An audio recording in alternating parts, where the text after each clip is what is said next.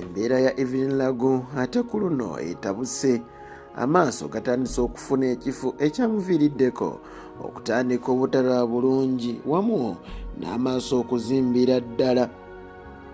Kino abasawo bagamba nti kivudde ku misuwa gye egyasobodde okuziba ate nga gye girina okutambuza omusaayi. Amanya Musikwa Haji Abdul Nyamishafi Kulwanga ogamba otya munywanyi Kaswente Nkuyege zikyakubira enduulu. Tukyali kugwayo tuli kufa mukama amuwummuze emirembe nene Embera Evelyn Lagu yeyogerwako nti omulwadde ekizimba kitandise okusamba eddagala. Omuyimbi Evelyn Lagu amanyiddwa nga Evelyn Nakabira embeera ye ku luno etabuse anti amaaso gatandise okuziba mpola mpola nga kino kiva ku misuwa gye ekitandise okwonooneka wamu n'okuzibikira.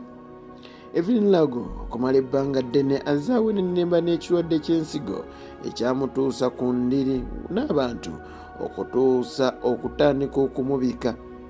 Embeera ye yayonoonekera ddala oluvannyuma lw'okugenda e Turkey asobole okufuna ensigo empya oba abazungu mu lulimi olunyanyimbe kye bayita kidney transplant, naye abasawo ne bakamutema nga namwanduka atema omusika ku kuziika kwa bba nti omubiri gwe munafu nnyo era tebasobola kukyusa nsigo eno nti we bakikolera obulamu mmye. Embeera ye okumanya etabuse ekkubo eryamuteekebwako okusobola ate okuyiswamu eddagala eryamuteekebwako wano ku mukono. Basobola okuba nga bamulongoosa ku mukono ne bateekawo engeri y'akatuli we bayisa eddagala, engeri y'emisuwa gye gye giri eminafu.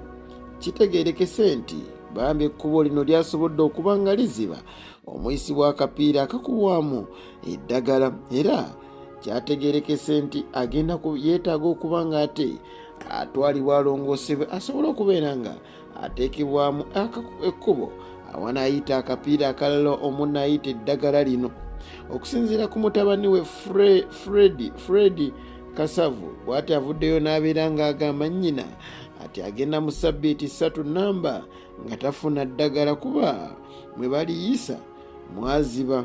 Kino kye kisinza okuteeka obulamu bwe mu katyabaga. Tusaba Mukama Katonda obulamu bwa Evelyn Lagu asobole okubeera ng'abuzza engulu ate mwana tunaye asobole okwetaaya wamu n'okweyagala ng'abantu abalala. Omukama akunkomere.